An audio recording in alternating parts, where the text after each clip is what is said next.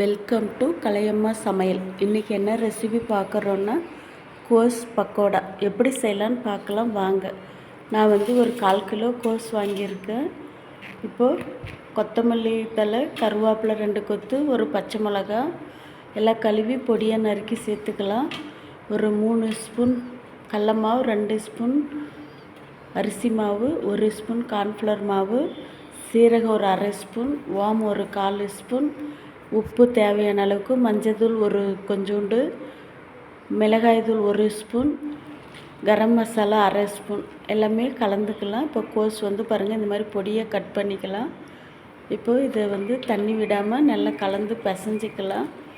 ஏன்னா பிசைஞ்சோம்னா தண்ணி கோஸில் இருக்கிறதே சரியாக போயிடும்.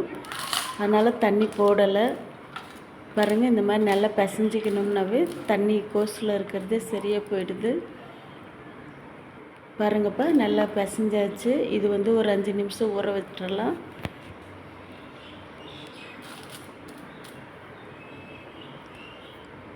கொஞ்சம் மூடி வச்சு ஊறட்டும்.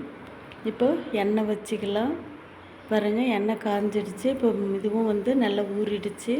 பாருங்கள் உருண்டை பிடிச்சோம்னா இந்த மாதிரி வரணும், நல்லாயிருக்கும். இப்போ உதிரி உதிரியாக விடுறதுக்கும் நல்லாயிருக்கும். ஓகே ஃப்ரெண்ட்ஸ், பாருங்கள் எண்ணெய் காஞ்சிடுச்சு. இப்போது கோஸ் நல்லா உதிரி உதிரியாக எடுத்து விட்டுக்கலாம். சூப்பராக மொறுமொறுன்னு நல்லாயிருக்கும்.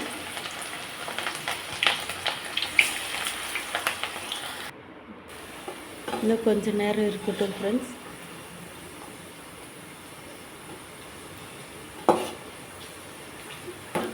பாருங்கப்பா நல்லா மொறுமொறுன்னு நல்ல கலர் வந்துடுச்சு. இப்போது எடுத்துடலாம்.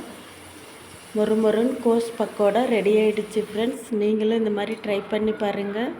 கலையம்மா சமையலுக்கு லைக் பண்ணுங்கள், ஷேர் பண்ணுங்கள், சப்ஸ்கிரைப் பண்ணுங்கள். Thank you friends.